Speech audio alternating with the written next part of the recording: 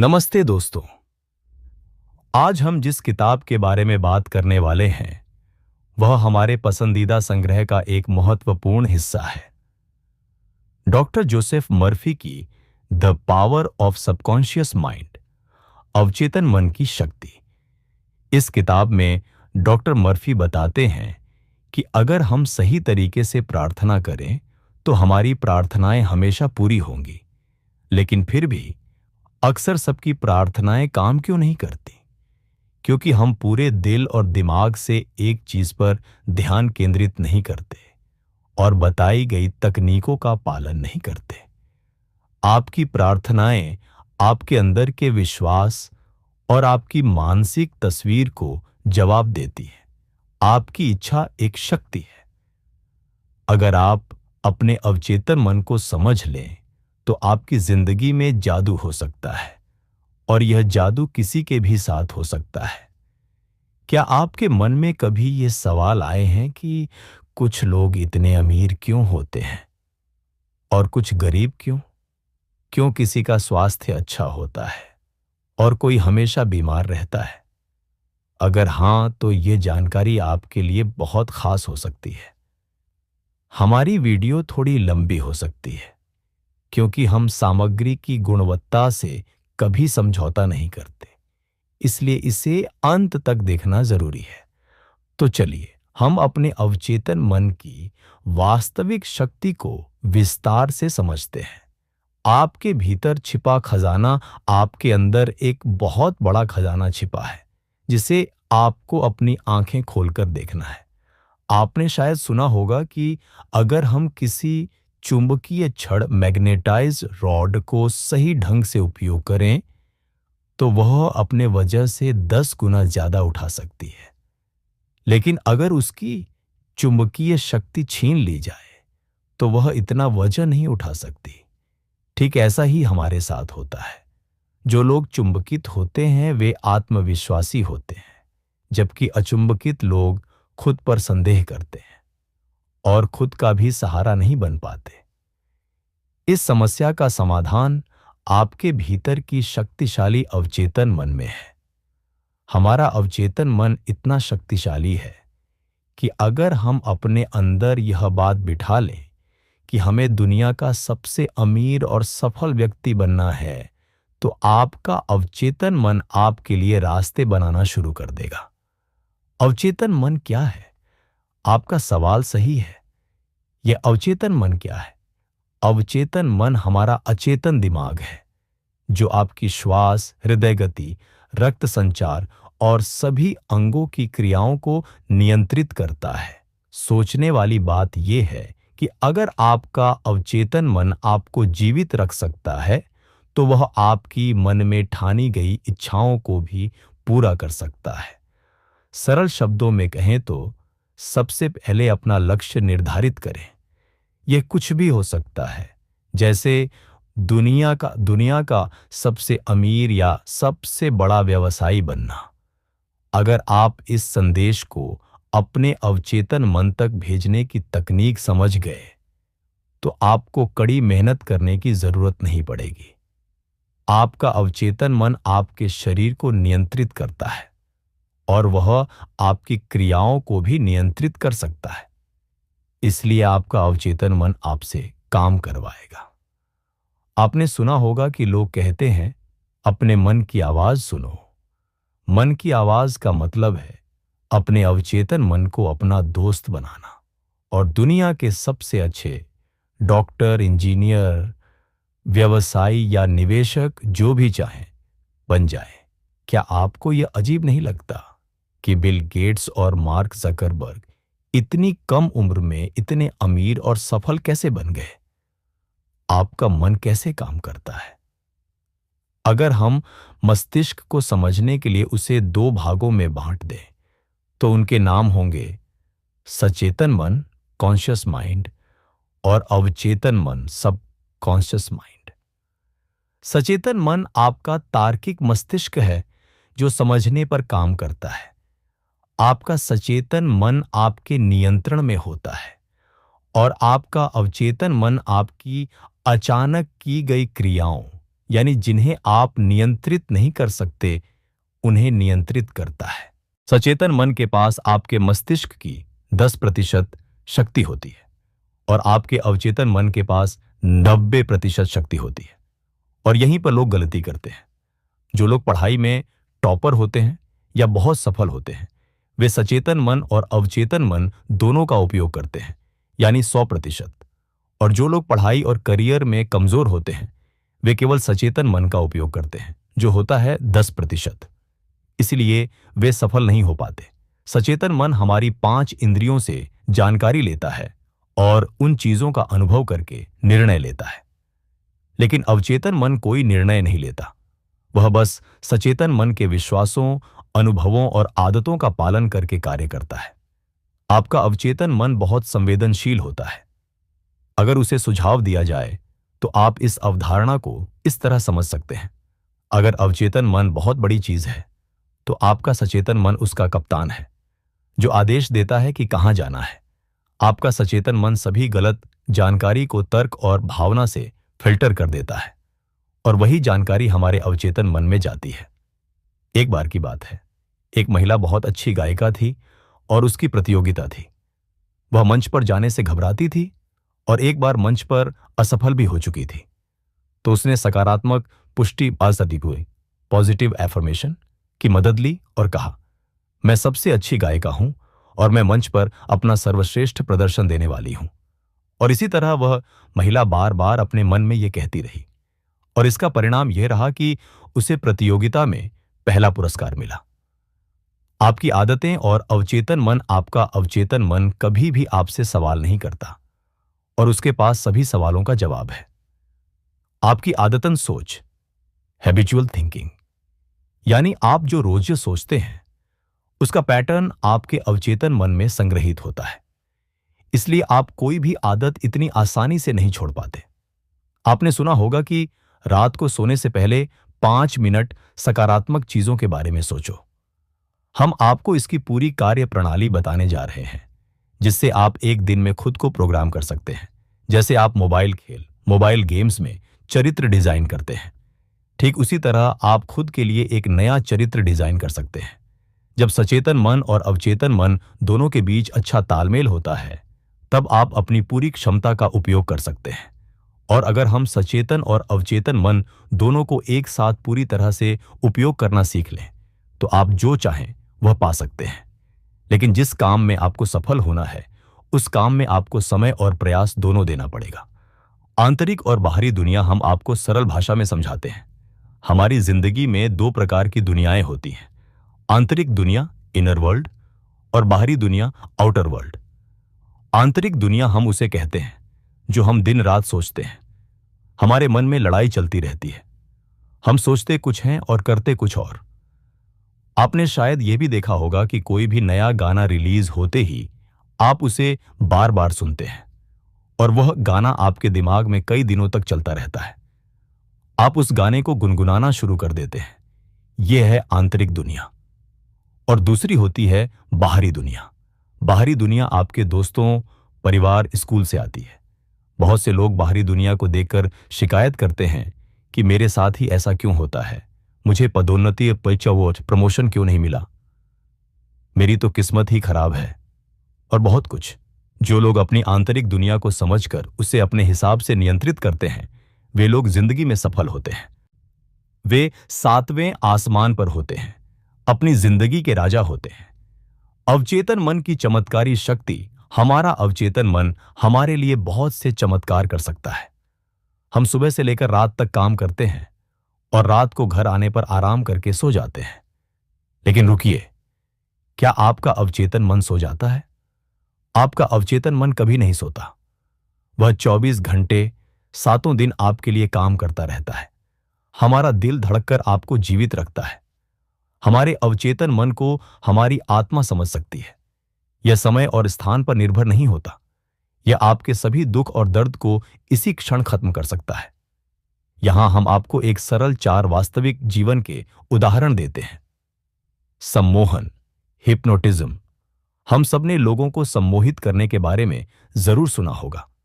जो विशेषज्ञ होते हैं वे किसी को भी आसानी से सम्मोहित कैसे कर लेते हैं। क्या आप जानते हैं कि विशेषज्ञ हमारे मस्तिष्क के अवचेतन स्तर को नियंत्रित करके हमें मुर्गियां, मार्शल आर्टिस्ट और कुछ भी बना सकते हैं। यह हम YouTube पर भी खोजकर देख सकते हैं, जैसे स्टेज सम्मोहन, स्टेज हिप्नोटिज्म, जहां हम देख सकते हैं कि कैसे एक विशेषज्ञ किसी के भी अवचेतन मन के साथ खेल सकता है और उन्हें नियंत्रित करके मंच पर प्रदर्शन करके लाखों रुपए कमा सकता है। बीमारियों का इलाज। अब हम जानेंगे कि क्या हमारा अवचेतन मन हमारी बीमारियों को भी ठीक कर सकता है। हाँ, बिल्कुल कर सकता है।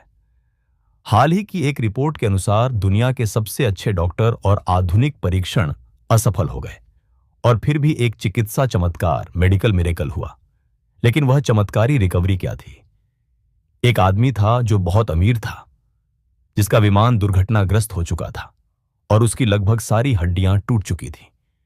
सभी डॉक्टरों ने यह उम्मीद छोड़ दी थी कि वह ठीक नहीं हो सकता और कई डॉक्टरों का यह मानना था कि अब वह कुछ ही दिन जीवित रहेगा। लेकिन उस आदमी ने एक मजबूत विश्वास के साथ अपने मन में ठान लिया कि वह क्रिसमस तक पूरी तरह ठीक हो जाएगा। उस आदमी ने किसी की भी बात को नहीं माना और वह दिन रात बस एक विचार को अपने मन में दोहराता रहा।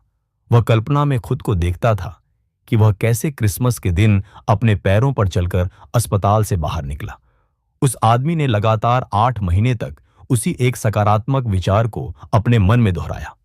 उसके अवचेतन मन में पूरी सकारात्मक सोच और उसका आशावाद स्पष्ट था, जिससे वह अगले क्रिसमस के दिन खुद के पैरों पर चला। एक आदमी जिसकी 103 हड्डियां टूट चुकी थीं, वह आदमी सिर्फ 8 महीने में अपने पैरों पर चला। यह अवचेतन मन की शक्ति है। अगर आप यह कहानी पढ़ना चाहते हैं तो आप गूगल पर miracle man story of Morris Goodman खोज सकते हैं। इस कहानी से आप यह देख सकते हैं कि कैसे आप भी एक विचार पर ध्यान केंद्रित करके अपने मस्तिष्क की सभी शक्तियों का उपयोग कर सकते हैं। अवचेतन मन को संदेश कैसे भेजें, अब हम जानेंगे कि आप कैसे अपने अवचेतन मन तक मनचाहा संदेश भेज सकते हैं, जिससे आप जिंदगी में सफल होंगे। आपने सुना ही होगा कि किसी भी शक्तिशाली चीज की कोई ना कोई कमजोरी होती है और अगर हम उसे जान लें तो हम भी कंप्यूटर हैकिंग की तरह खुद के मस्तिष्क को हैक कर सकते हैं और मनचाहा परिणाम पा सकते हैं। आप इस जादुई अवचेतन मन को रात को सोने से पहले और सुबह उठने के बाद अपना संदेश भेज सकते हैं। हमने यह बहुत बार सुना होगा कि रात को सोने से पहले और उठने के बाद ऐसा क्यों करना चाहिए। क्या आप जानते हैं कि हमारे मस्तिष्क के साथ ऐसा क्या होता है जिससे संदेश सीधे आपके अवचेतन स्तर में चला जाता है? जब आप सोने के लिए जाते हैं तो आखिरी 5 मिनट आपके लिए बहुत ज्यादा महत्वपूर्ण होते हैं, क्योंकि इन आखिरी 5 मिनट में आपका अवचेतन मन 50% सक्रिय होता है और दिन के समय यह सिर्फ 25 होता है। इसलिए हमें अपने मस्तिष्क को इन 5 मिनट में प्रोग्राम करना है, जिससे आप कुछ भी नियंत्रित कर सकते हैं। आप अपना संदेश एक कागज पर लिख लें और फिर उसे अपने फोन में रिकॉर्ड कर लें और यह करने के बाद आप उसे दोहराव मोड, रिपीट मोड और में डाल दीजिए। जैसे ही आप अपना फोन दोहराव मोड में डालें तो आपको फोन साइड में रखकर 10 बार गहरी सांसें लेनी होंगी, जिससे आपका मन पूरी तरह से शांत हो जाएगा और आपको नींद आनी शुरू हो जाएगी। और जैसे ही आपको नींद आना शुरू हो जाए तो आप अपने ईयरफोन से अपना रिकॉर्ड किया हुआ संदेश सुनना शुरू करें और पूरा आराम महसूस करें, रिलैक्स फील करें। रिकॉर्डिंग को सुनते सुनते आपको अपने संदेश को गहराई से कल्पना करना, विजुअलाइज करना है और यह तब तक करना है जब तक आपको नींद नहीं आ जाती। और अगले दिन आप गौर करेंगे कि जो संदेश आपने कल रात को 5 मिनट में डाला था, वही संदेश आपके मस्तिष्क में दिन भर घूम रहा है। बहुत लोग पूछते हैं कि यह कल्पना क्यों करनी है। कल्पना से क्या होता है? हमारा जो अवचेतन मन होता है वह सिर्फ भावनाओं की भाषा, लैंग्वेज ऑफ इमोशंस को समझता है और वह तर्क को नहीं समझ पाता। इसलिए जो भी आप देखते हैं और कल्पना करते हैं उसमें आपका अवचेतन मन अंतर नहीं कर पाता, क्योंकि आपका अवचेतन मन आपसे सवाल जवाब नहीं करता। सवाल जवाब करने का काम सचेतन मन का होता है। इसलिए आपका अवचेतन मन क्या सच है और क्या झूठ है वह समझ नहीं पाता। आपका अवचेतन मन एक बच्चे की तरह है, जो आप उससे कहेंगे वही बातें वह करेगा। मानसिक उपचार मेंटल हीलिंग। प्राचीन काल में मानसिक उपचार, पुराने जमाने के लोग कैसे मानसिक उपचार करते थे और बहुत जल्दी ठीक हो जाते थे। पुराने जमाने के लोग त्रिसूत्रीय सूत्र, थ्री फोल्ड फॉर्मूला में बहुत ज्यादा विश्वास रखते थे। वह सूत्र है, मांगो, आस्क, विश्वास करो, बिलीव, और प्राप्त करो, रिसीव।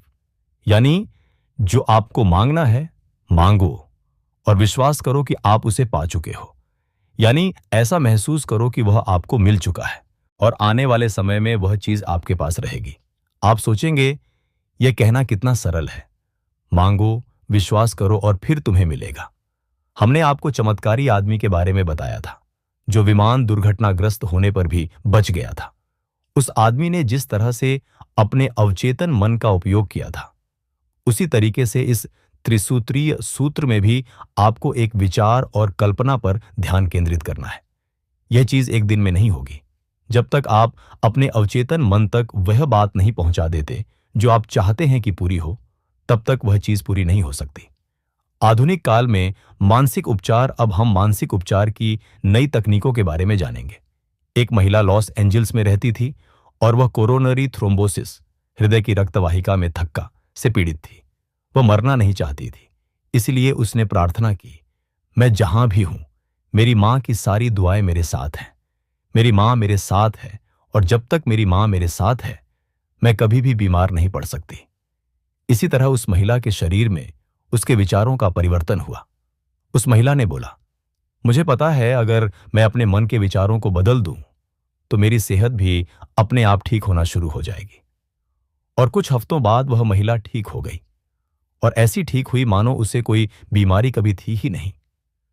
अगर आप अपनी मां को भगवान मानते हैं तो आपके अवचेतन मन के लिए आपकी मां भगवान है, जो आपकी सारी परेशानियां दूर कर सकती है। अपनी मां के पास हम सुरक्षित महसूस करते हैं और आप भी इसी तरह आपके विश्वास बना सकते हैं। आपने ऑरा क्लीनिंग, आभा की सफाई के बारे में सुना होगा। अगर नहीं भी सुना तो इसको ध्यान से समझ लीजिए। ऑरा क्लीनिंग एक प्रक्रिया होती है जिसमें आपकी सारी नकारात्मक भावनाओं को बाहर निकाला जाता है, सिर्फ प्रार्थना करके और हाथों को पूरी बॉडी पर घुमाकर। ऑरा क्लीनिंग थेरेपिस्ट भी होते हैं जो अपॉइंटमेंट लेते हैं और सब्सक्राइबर के दर्द को एक्यूप्रेशर की मदद से और आधुनिक तकनीकों से आपको ठीक कर देते हैं। मानसिक उपचार की व्यावहारिक तकनीकें। मानसिक उपचार में मदद करने वाली व्यावहारिक तकनीकें। अनुनय, पासिंग ऑन। अगर हम अपनी इच्छाओं को सचेतन मन से चुन लें, जो तार्किक रूप से संभव है, तो आपका सचेतन मन आपकी रिक्वेस्ट को अवचेतन मन में भेज देता है।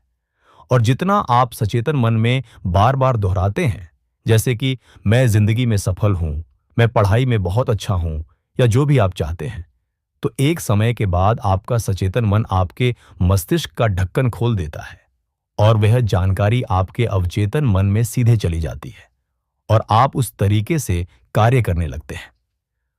कल्पना तकनीक, विजुअलाइजेशन टेक्निक। सबसे पहले हमें अपने दिमाग को शांत करना है और फिर जैसे हम किसी भी चीज को अपनी आंखों से देखते हैं, उसी तरह आपको अपनी आंखों को बंद करके कल्पना में अपने लक्ष्य को देखना है। एकदम स्पष्ट और सटीक लक्ष्य को अपने मन में देखना है। यहां हम एक वास्तविक जीवन का उदाहरण साझा करते हैं जिससे आपको सब कुछ स्पष्ट हो जाएगा। निकोला टेस्ला सबसे पहले किसी भी नए आविष्कार का अपने मन में पूरा कल्पना करते थे और फिर वह अपनी आविष्कार को 3D त्रिआयामी में दोहराकर उसकी रूपरेखा तैयार करते थे। उसी तरह आपको भी एकदम स्पष्ट कल्पना करनी है। मानसिक मूवी विधि, मेंटल मूवी मेथड। पुराने लोग कहते थे, एक तस्वीर 1000 शब्दों के बराबर होती है, यानी कि एक तस्वीर में 1000 शब्दों को समझाने की ताकत होती है। जिस तरह आप बात करेंगे उसी तरह आप बन जाएंगे। मानसिक मूवी विधि सबसे ज्यादा सफल व्यवसायों में उपयोग होती है। चलिए समझते हैं यह कैसे होता है। हमें अपने ही मन में सबसे पहले खुद को संतुष्ट करना है और सोचना है कि आपने जो प्रॉपर्टी, संपत्ति का प्राइस, दाम रखा है, वही सबसे अच्छा प्राइस है खरीदार, बायर के लिए। और यह करने के बाद अपना मन शांत करें और थोड़ी देर आराम करें। सभी परेशानियों को जाने दें और नींद की अवस्था, स्लीप स्टेट में खुद को लेकर आएं। यानी आपको नींद की अवस्था में आ जाना है, और नींद की अवस्था आपकी सभी मानसिक सीमाओं को कम कर देगा। अब आप संपत्ति के चेक की कल्पना करें और महसूस करें कि वह चेक आपके हाथों में है। आप अपने आप में खुश महसूस करें और ऐसा महसूस करें कि आपको पैसे मिल चुके हैं। और अभी आप चेक के लिए धन्यवाद, थैंक्स भी करें, क्योंकि जो आदमी अपनी जिंदगी में शुक्रगुजार होता है उसे अपनी जिंदगी में उससे कई ज्यादा मिलता है, और जो आदमी शुक्रगुजार नहीं होता उसके पास जो है वह भी छीन लिया जाता है। अब आप धन्यवाद कहकर ब्रह्मांड पर इसे छोड़ दीजिए, और रात भर जो आपने कल्पना किया होगा वह आपके अवचेतन भाग में निवास होता रहेगा। अवचेतन मन का रुझान, जीवन को प्रेरित करना, हम जो जीवन जीते हैं वह सिर्फ 10% है।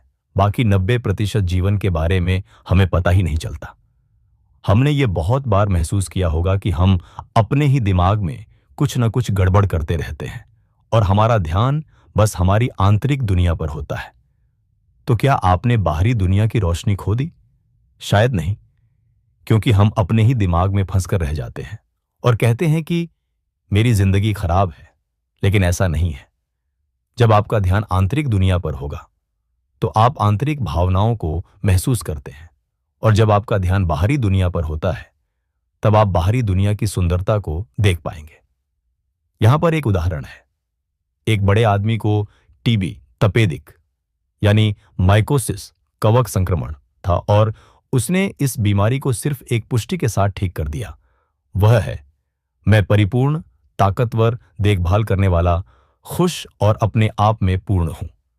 इस आदमी के लिए यह पुष्टि बहुत ही शक्तिशाली साबित हुई और वह बिल्कुल ठीक हो गया। वांछित परिणाम कैसे प्राप्त करें?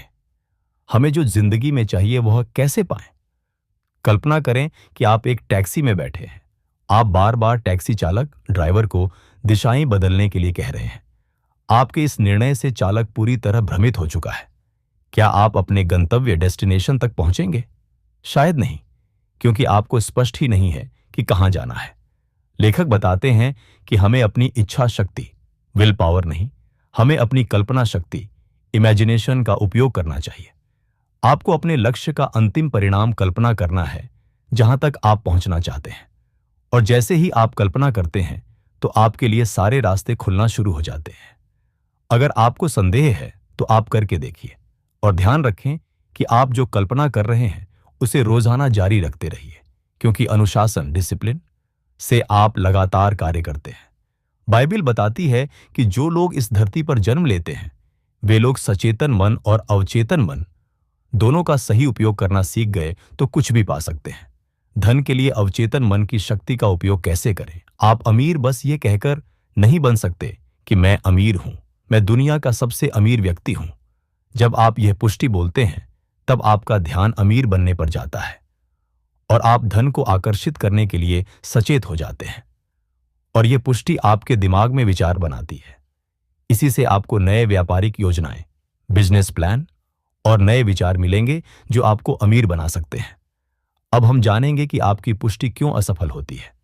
लेखक कहते हैं कि जब लोग कहते हैं मैं सबसे अमीर हूं तो ऐसा लगता है वे खुद से झूठ बोल रहे हैं, और यह इसलिए होता है क्योंकि आपके सचेतन और अवचेतन मन दोनों के बीच एक जबरदस्त लड़ाई शुरू हो जाती है।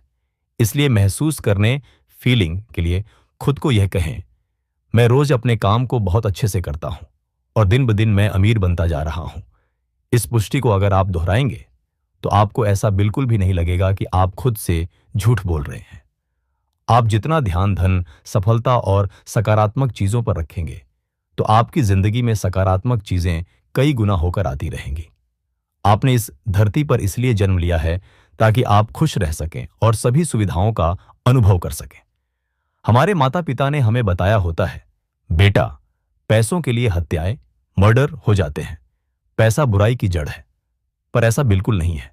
पैसों से आप अच्छे काम भी कर सकते हैं और बुरे काम भी। वह आप पर निर्भर करता है कि आप लोगों की बुराई करने के लिए उपयोग करते हैं या अपराध करने के लिए। आप पैसों को बुरा ना समझें। आप सोचिए, क्या आप बिजली का उपयोग करते हैं? सब कहेंगे यह भी कोई पूछने की बात है। मैं एक सरल उदाहरण से आपको समझाता हूं। एक महिला है जो बिजली से खाना पकाती है, तो उसके लिए बिजली अच्छी है। पर एक इंसान है जो दूसरे लोगों को बिजली का झटका देकर मारता है, तो क्या बिजली बुरी हो गई? शायद नहीं। उसे हमारा करने का तरीका तय करता है। बिजली तटस्थ होती है, हम लोग उसे अच्छा या बुरा बनाते हैं। उसी तरह पैसों को भी हम लोग अच्छा या बुरा बनाते हैं। क्यों कुछ लोग अपनी आय में वृद्धि नहीं ला पाते? क्योंकि लोग खुद को एक कर्मचारी, एम्प्लॉय समझते हैं और वे नई बातों में अपना पैसा निवेश नहीं करते। इसलिए उनकी आय स्थिर, फिक्स फिक्स होती है, जिसकी वजह से उनको कभी भी अच्छे परिणाम, आउटकम नहीं मिल पाते। आपका अवचेतन मन सफलता में एक साथ ही अपनी जिंदगी में सफल होना आपको शांति और प्यार से भरी जिंदगी देता है। हम हर दिन जाग सकते हैं और उन सभी चीजों का शुक्रिया कर सकते हैं जो हमारे पास है। आपके पास आपकी 2 आंखें हैं। आपके पास भगवान ने 2 पैर दिए हैं। कुछ लोगों को वह भी नसीब नहीं होता। सोचो आप कितने भाग्यशाली हैं। जिंदगी को पूरी जिंदा दिली से जीना चाहिए, पर आप यह सब अवचेतन मन को साथी बनाकर कर सकते हैं। यहां लेखक ने 3 कदम बताए हैं जिससे आप सफल बन सकें। पहला कदम, वह काम करें जो आपको सबसे ज्यादा अच्छा लगता है, जिससे आप प्यार करते हैं। जब तक आप किसी काम को पूरे दिल से नहीं करते और उसे पसंद नहीं करते, तब तक आप खुद को सफल नहीं मान सकते। अगर आप अपने काम को पूरी शिद्दत से करते हैं, तो ही आप सफलता की तरफ बढ़ रहे हैं। अमीर से अमीर इंसान या कोई भी सफल आदमी सब अपने काम से प्यार करते हैं। अगर उन्हें इस काम के लिए पैसे न भी मिले, तो भी वे इस काम को करेंगे जो उन्हें पसंद है। दूसरा कदम, आपको किसी एक क्षेत्र, फील्ड में महारत हासिल करनी है, और वह एक क्षेत्र ऐसा होना चाहिए जिससे आप लोगों की जरूरत को पूरा कर सकें। जब तक आप किसी एक क्षेत्र में मास्टर न बन जाएं, तब तक आपको सफलता हासिल नहीं कर पाएंगे। तीसरा कदम, यह सबसे महत्वपूर्ण है। आपको यह ध्यान रखना है कि जो आप काम कर रहे हैं, उसमें सिर्फ खुद की सफलता को ही न देखें। आप सिर्फ स्वार्थी बनकर सफल नहीं हो सकते। आपको लोगों को भी सफल बनाना होगा, तभी आप सफल होंगे। आपकी सफलता इंसानियत के लिए बहुत बड़ा योगदान होना चाहिए। एक छात्र की सफलता की कहानी। एक बार एक 16 साल का बच्चा मेरे पास आया, जिसका नाम था अर्थर। उसने मुझे पूछा कि मैं अगर कोई काम करने की कोशिश करूं, तो मैं सभी में असफल हो जाता हूं।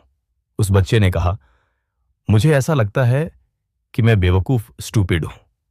उसे लगता था उसे स्कूल छोड़ देना चाहिए, नहीं तो स्कूल वाले उसे निकाल देंगे।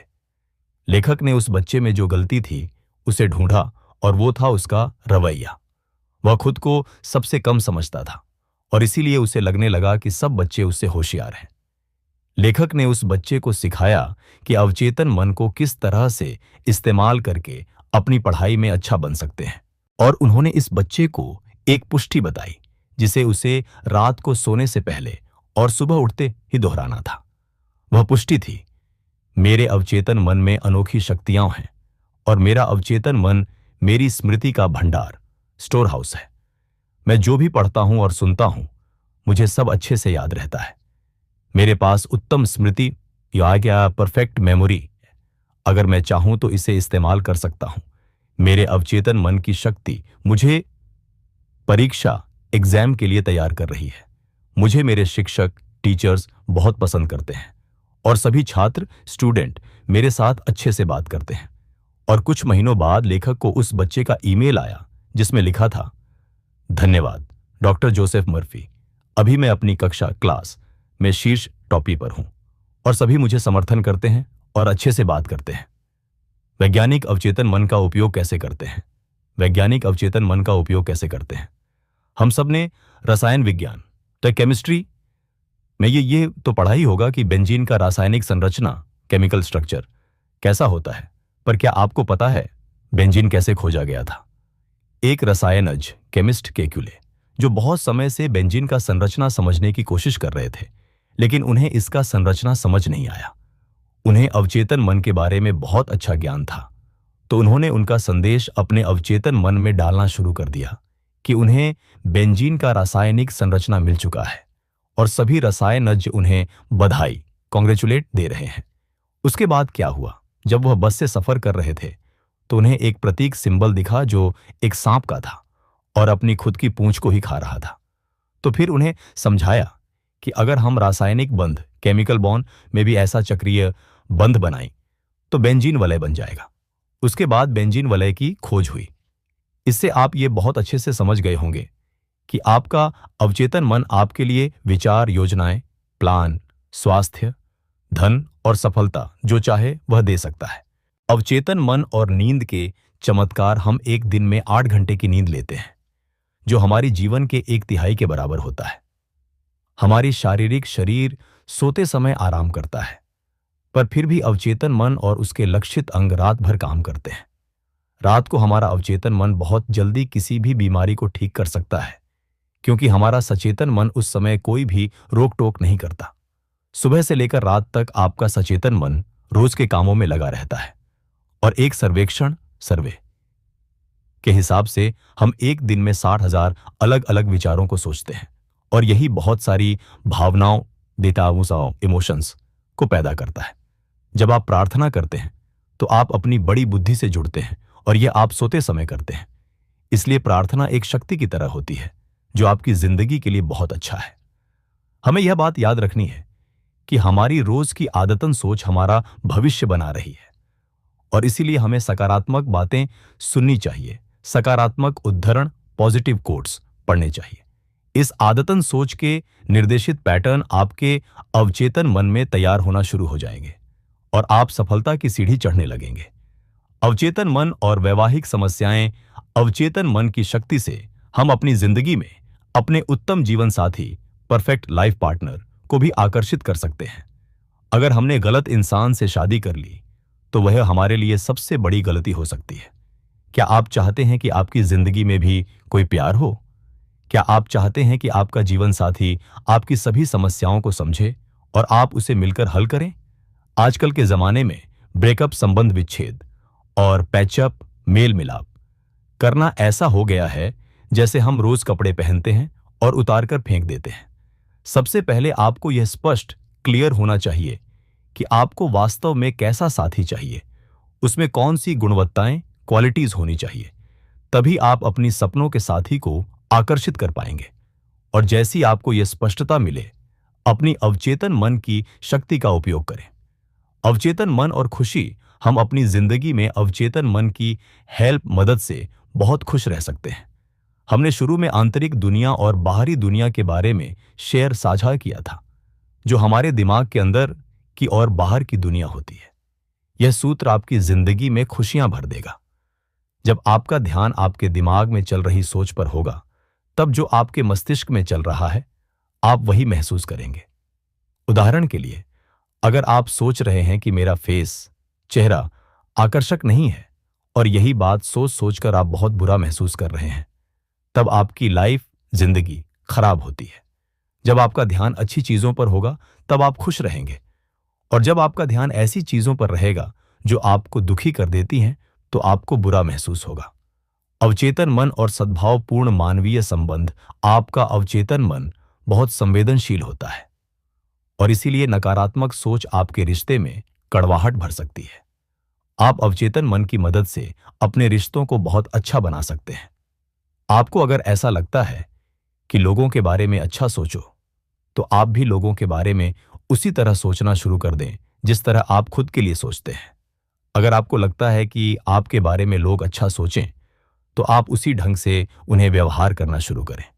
अगर आप चाहते हैं कि आपको इज्जत मिले, तो सबसे पहले आप लोगों की इज्जत करें, तभी लोग आपकी इज्जत करेंगे। अगर आप चाहते हैं कि लोग आपके साथ अच्छे से बर्ताव करें, तो आप भी उसी तरह उनके साथ बर्ताव करें। लेखक बताते हैं कि एक आदमी था जो रोज सुबह उठकर अखबार पढ़ता था, और रोज उसकी नजर वहीं नकारात्मक सुर्खियों, नेगेटिव हेडलाइंस पर जाती, और वह सब बहुत बुरा महसूस करना शुरू कर दिया था। कुछ दिनों बाद उस आदमी की सेहत खराब हो गई, और डॉक्टर ने कहा, यह सब तुम्हारे नकारात्मक सोचने का नतीजा है। इसलिए हमें कभी भी नकारात्मक, नेगेटिव खबरें नहीं पढ़नी चाहिए। सिगमंड फ्रॉयड, मनोविश्लेषण के संस्थापक, ने कहा, जब तक आपके पास प्यार करने की क्षमता नहीं है, तब तक आप बीमार और मरते ही रहेंगे। प्यार मतलब प्रेम, जिसमें होता है एक दूसरे की बात को अच्छी तरह समझ लेना, एक दूसरे पर विश्वास करना और सम्मान देना। जितना प्यार बांटेंगे, उससे कई ज्यादा आपको वापस मिलेगा। कर्म का नियम, लॉ ऑफ कर्म, भी हमें यह बताता है जैसा बाहरी दुनिया में दोगे उसी तरह आपके साथ भी होगा।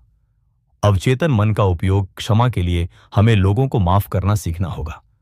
अगर आपको अपनी जिंदगी सुख शांति से जीनी है तो आपको अपने ही शत्रुओं को माफ करना सीखना होगा, क्योंकि जब आप किसी को माफ करते हैं तो आपके नकारात्मक भावनाएं सकारात्मक को आकर्षित करती हैं और आपको शांति का अनुभव होता है। इसे एक वास्तविक जीवन के उदाहरण से समझते हैं। एक इंसान था जॉन। वह अपनी जॉब नौकरी पर जाता था और वह सोचता था कि लोग उसके साथ रहना पसंद नहीं करते। फिर एक बार उसकी कंपनी में गलती से किसी ने उसे धक्का दे दिया और एक दूसरे आदमी ने गलती से जॉन पर कॉफी गिरा दी। तभी से जॉन अपने मन में दूसरों की नकारात्मक इमेज छवि बनाने लगा। उसका ऐसा सोचना उसकी सेहत को खराब कर रहा था। वह अंदर ही अंदर बुरा महसूस करके उदास होता था।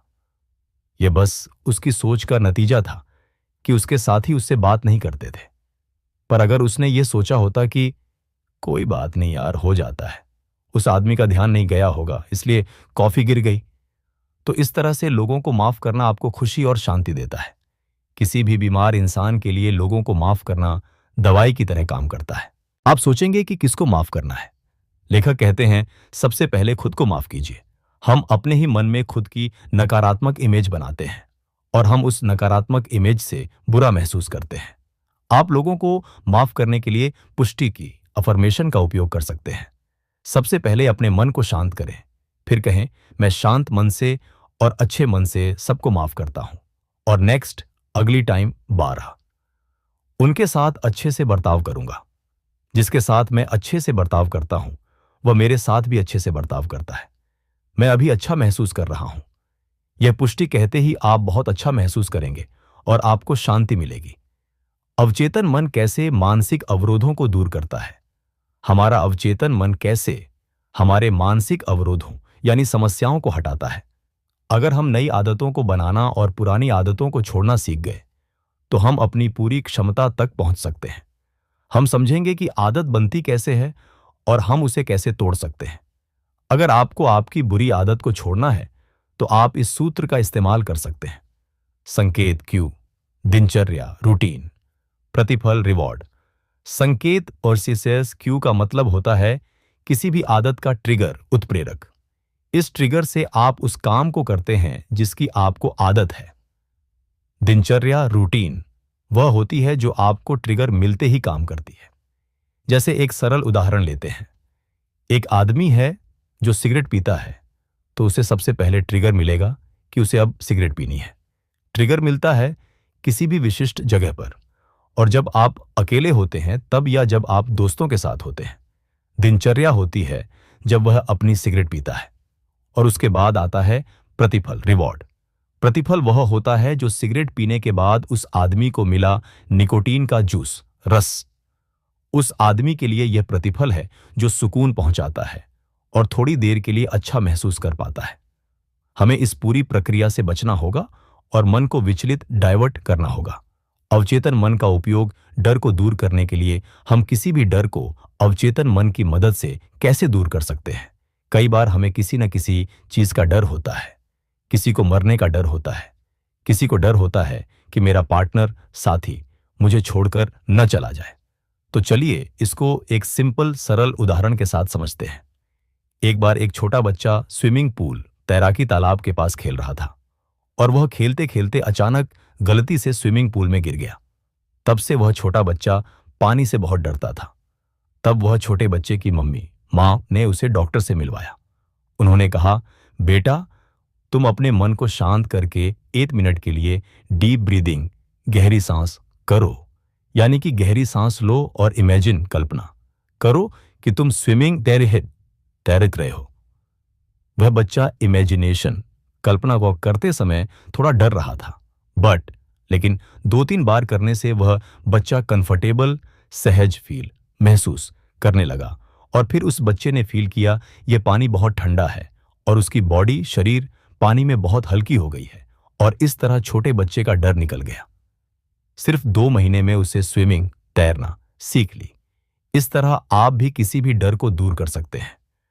अवचेतन मन का उपयोग युवावस्था बनाए रखने के लिए आप सोचेंगे कि आप अपनी लाइफ, जिंदगी में हमेशा युवावस्था यंग में कैसे रह सकते हैं। हमारा शरीर टाइम समय के साथ साथ बूढ़ा होता है, पर आपके आत्मा नहीं, और आपकी आत्मा ही अवचेतन मन है। तो आप डेली, रोजाना यह अफर्मेशन पुष्टि रिपीट दोहरा सकते हैं। मैं दिन ब दिन जवान होता जा रहा हूं और मेरे शरीर में बहुत ज्यादा फुर्ती आ रही है। इस अफर्मेशन को दिन में कई बार आप डेली रिपीट कीजिए और अवचेतन मन का मैजिक, जादू आपको और जवान बना देगा। धन्यवाद दोस्तों। उम्मीद है आपको यह वीडियो पसंद आई होगी।